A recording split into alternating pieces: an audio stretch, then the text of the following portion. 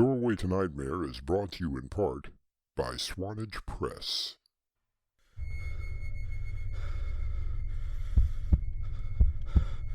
It lies in wait amidst your dreams, where nothing is ever how it seems. It is a portal to a terrifying world beyond the doorway to nightmare.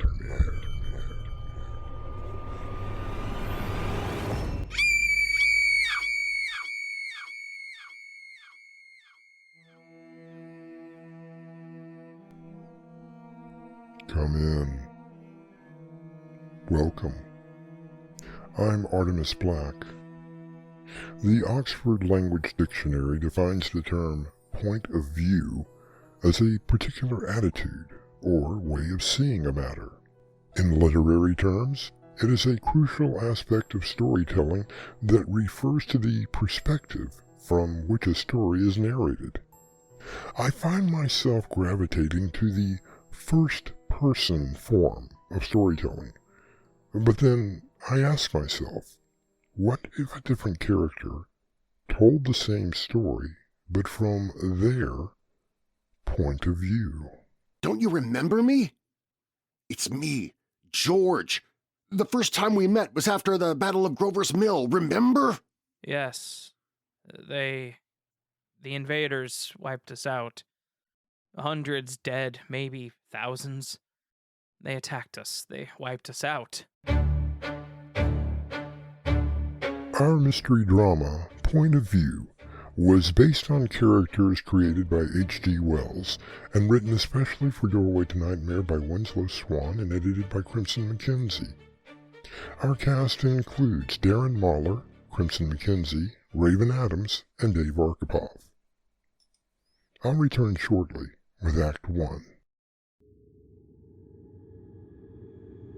Meet Jerry Connors, family man, businessman, psychopathic killer. The Convincer by Winslow Swan, now available on Amazon. Jerry Connors, he can convince you to do anything, even die.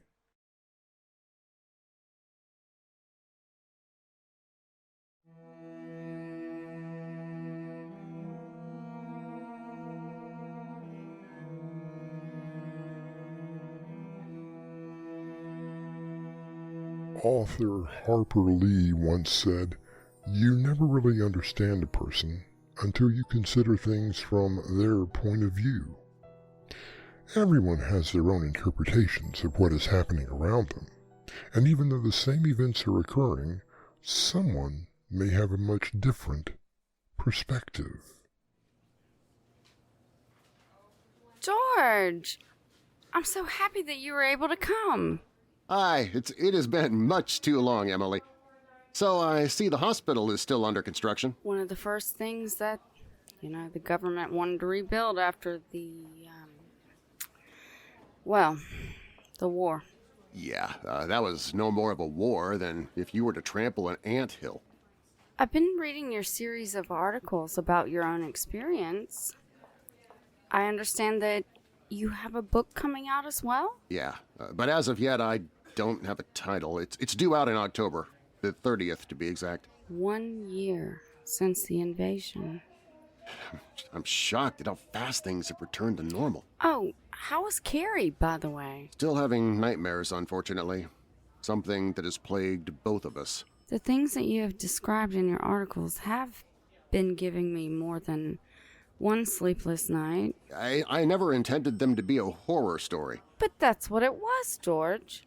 A horror that was lived by everyone. Well, Dr. Blake, Emily, what made you summon me to the hospital? The article that came out last week. There was something in it that struck a nerve. Which was? You said that you had met an artilleryman. You never named him. Yeah, I couldn't find him to get permission to use his name, so... I tried the army, but... Man, they were still in such disarray. Finding one man was not exactly project number one. But you do know his name. Yeah, Corporal Benjamin Pierce. I met him after that first battle. Yeah, battle. Yeah, more of a massacre than a battle. Anyway, why do you ask?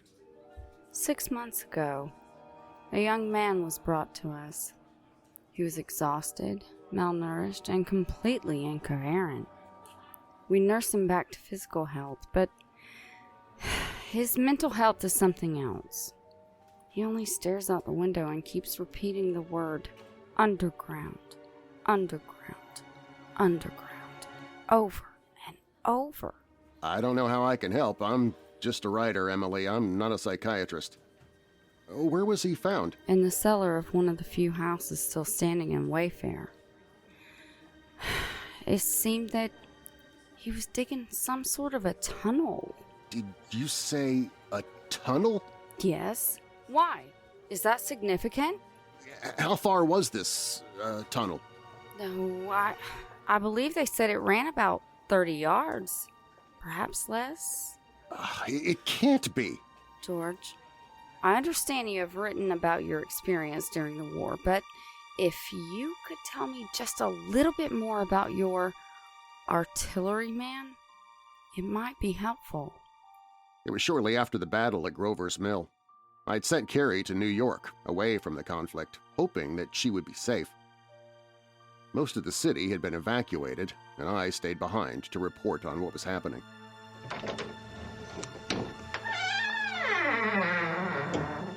Anyone here? Come in, quickly. Here, drink this. Thank you. Who are you? Corporal Benjamin Pierce. Benji to my friends. Were you at Grover's Mill? Yes. The invaders wiped us out. Hundreds dead, maybe thousands. They attacked us. They wiped us out. Was it the heat ray? No, the invaders. They were inside these massive metal machines that stood up and walked on giant legs. Machines? Fighting machines. They attacked us. They had metal claws that picked up men and bashed them against trees. They swept away tanks and gunners. I saw one of them crush a tank like it was smashing a bug. They wiped us out. I saw another flash in the sky a little while ago. Yes, it looked like it was headed toward New York. New York? No. Carrie, my wife, I need to get there at once. And me. I've got to report to headquarters, if there's anything left of it.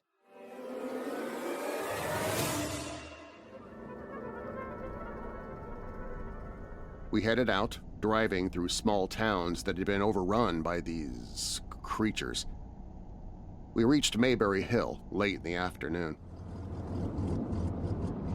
My car had run out of gas, and there was no way of getting any more. We began walking through the small village. Is everybody dead? Not everyone. Look, over there. 6 cannons with gunners. Bows and arrows against the lightning. They haven't seen the heat ray yet. You there, young soldier. Where is your regiment? Corporal Benjamin Pierce, sir. The 32nd. I'm in the artillery division. And what are you doing here? Shouldn't you be with your unit? We're coming from Grover's Mill, General. General Carver. And just who might you be? He's a reporter, sir. We're on our way. I don't care where you're coming from. I heard about the so-called Battle of Grover's Mill. A disgrace. But I was there, sir. And now you are here. Seems to me you are deserting your post. Sir, with all due respect, you don't know what you're up against. A few upstarts who don't know their place. Don't you worry, Mr. Reporter. Our army can handle anything. What was that? What the hell? Look, there they are. What did I tell you? Run! Run!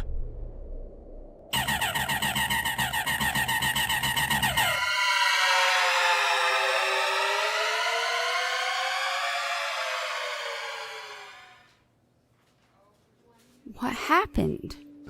Benji ran as the general ordered his guns to fire.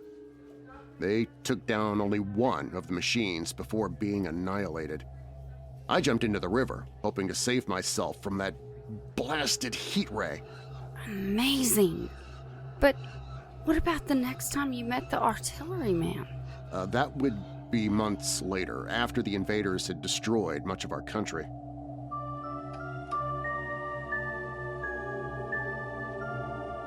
It is a narrow mind which cannot look at a subject from various points of view, wrote George Eliot.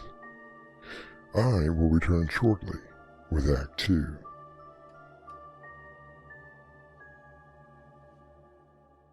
Have you ever had one of those days? You're fired. Where everything goes completely wrong. Don't you lay a finger on me! I can't stand having you. And the day keeps getting worse and worse. Hey! And if just one more thing goes wrong, it could possibly send you toppling over the edge.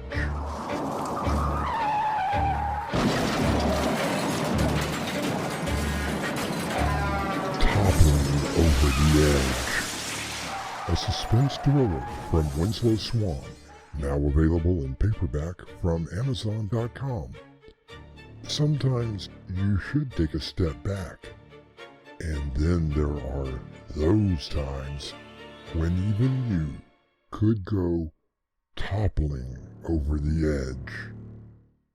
Hang on to your sanity.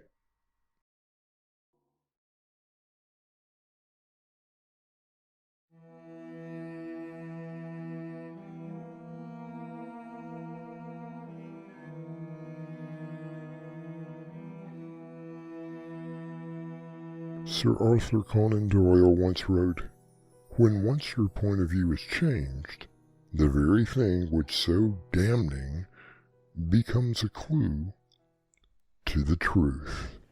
Where is this young patient of yours, Emily? Currently, he is in the day room. What's he doing? The same thing he's been doing every day for the past few months. Staring out the window, looking up at the sky, muttering the word underground over and over. Maybe I should go in and see him, see if I can maybe snap him out of it. If not, at least it would make an interesting article.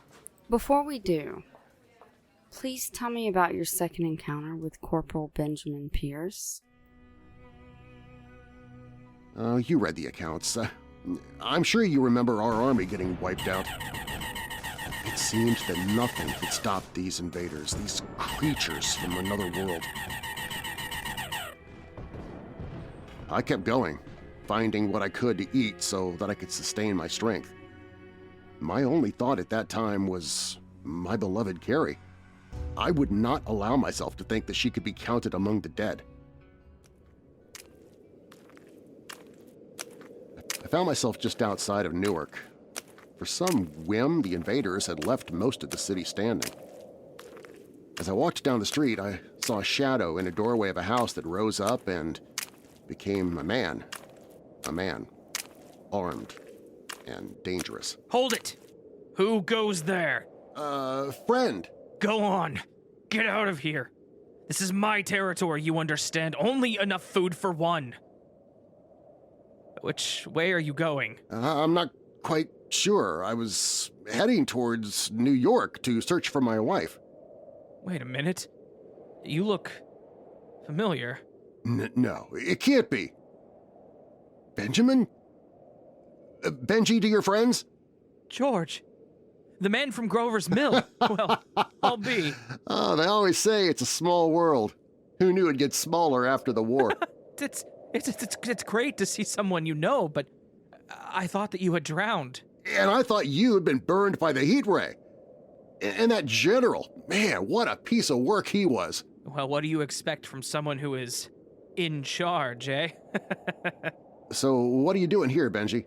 Are you kidding? The war is over. We've lost. Yeah, but we can't give up. Who said anything about giving up? We have to fight, but not against them because we can't win.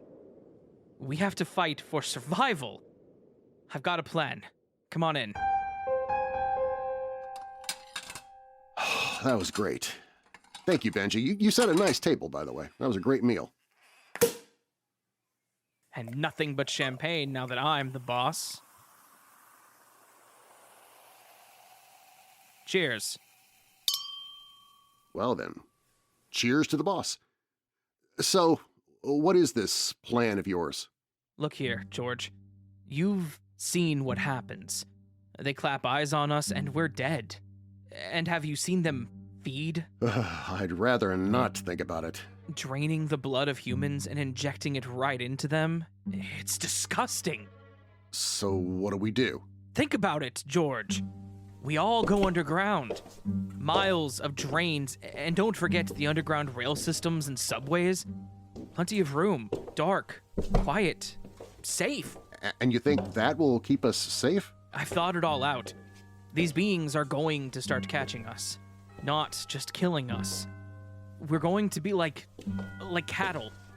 Some of us will become pets for them. I can't believe any of us would agree to be pets. Yes, it's true. Some will do almost anything to stay alive.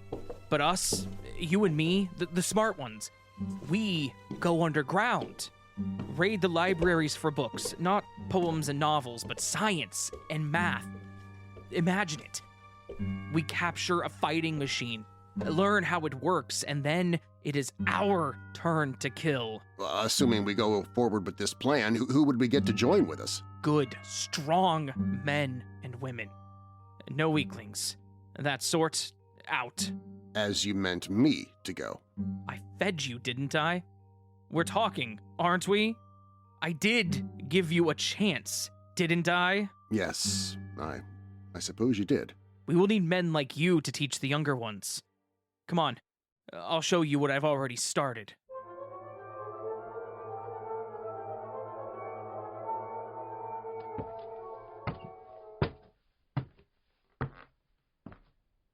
What do you think of that? It's a tunnel. How far back does it go? Oh, I'd say about 10 yards. It took me almost a week to dig. It's doing the working and the thinking that wears someone out.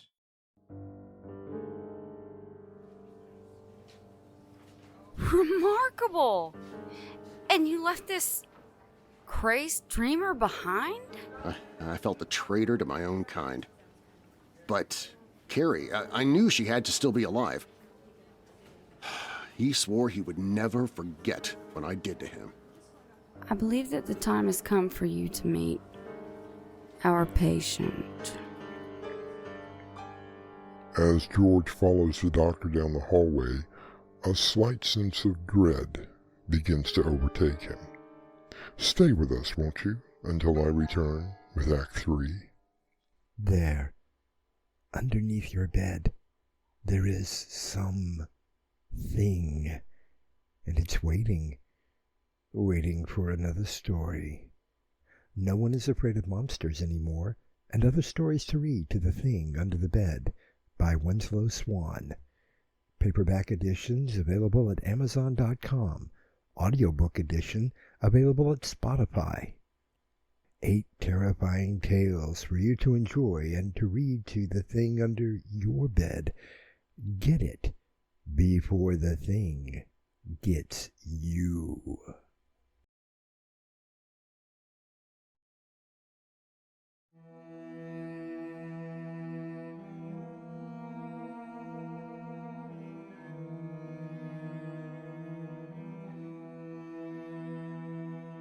Canadian philosopher Marshall McLuhan once said, "A point of view can be a dangerous luxury when substituted for insight and understanding." Quite a story. I can't wait to read the book. Have you thought of a title? I was thinking of calling it The War of the Worlds. The War of the Worlds by Herbert George Wells. Actually, I'm trimming that down to just H.G. Wells. Oh, yes, of course. I do like the title. Well, maybe this meeting will give me a extra chapter for the end of the book.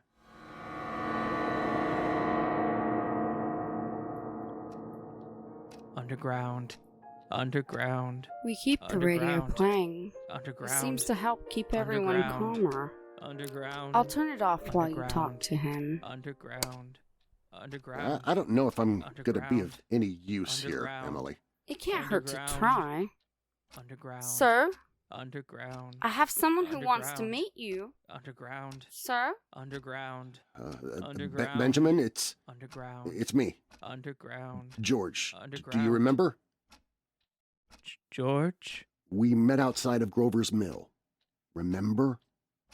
They wiped us out. Hundreds dead.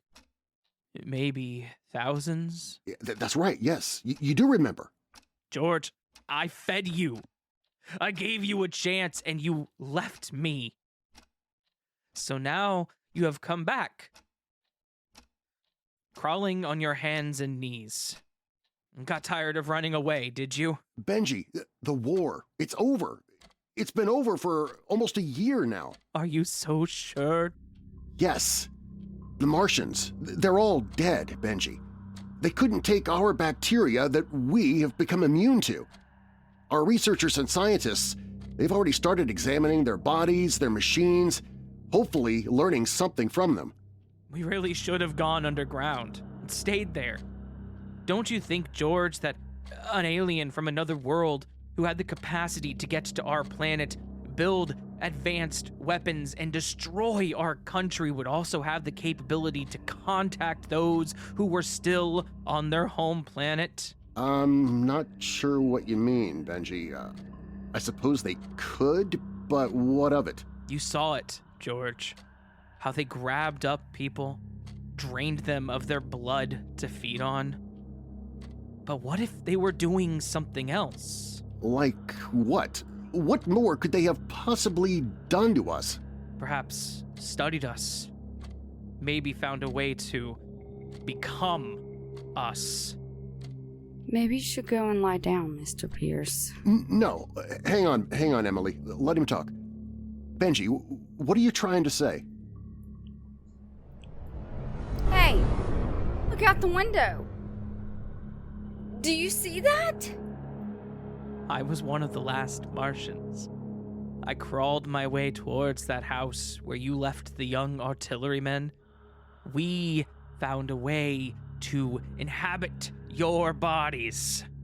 No, not again. I made the report to my superiors on Mars. They found a way. The war was never over. Only the first Vanguard was killed. What is he saying, George? We only got a short reprieve. We not only invaded your world, but your bodies. Quick, Emily, turn on the radio.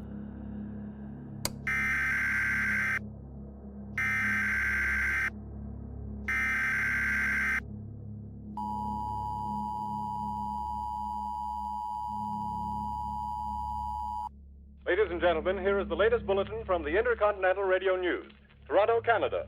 Professor Morse of Macmillan University reports observing a total of 3 explosions on the planet Mars between the hours of 7:45 p.m. and 9:20 p.m. Eastern Standard Time. This confirms earlier reports received from American observatories. Now, nearer home, comes a special bulletin from Trenton, New Jersey. It is reported that at 8:50 p.m., a huge flaming object, believed to be a meteorite, fell on a farm 22 miles from Trenton. The flash in the sky was visible within a radius of several hundred miles, and the noise of the impact was heard as far north as Elizabeth. The Earth, as well as your puny bodies, belong to us. Us. Us. Us.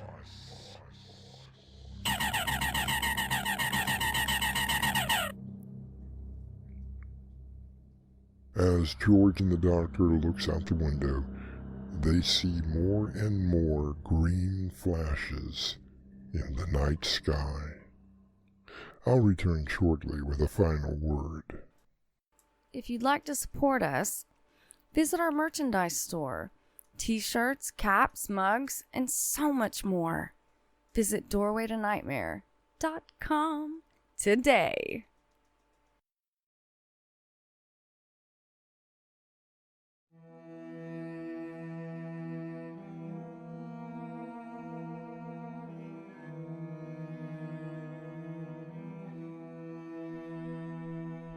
As we draw closer to making a manned expedition to the Red Planet, I often wonder, what lies beyond our own small galaxy?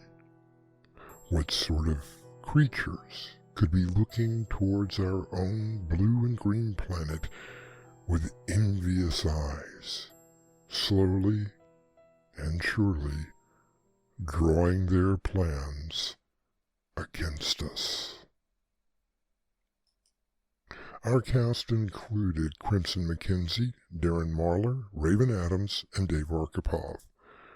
The story was based on characters created by H.G. Wells, edited by Crimson McKenzie, and directed by Winslow Swan. And now, a preview of our next tale. I know that you're there, sitting in my chair, reading that book. I saw the page turn, as if by an invisible finger. There! It happened again. But what are you? What sort of being are you? What sort of thing are you? I must know. Or I will go mad. Doorway to Nightmare is brought to you in part by Swanage Press. This is Artemis Black, inviting you to return with us to the Doorway to Nightmare for another adventure into the terrifying world of your imagination. Until next time, slumber peacefully. Epilogue. The butler did it.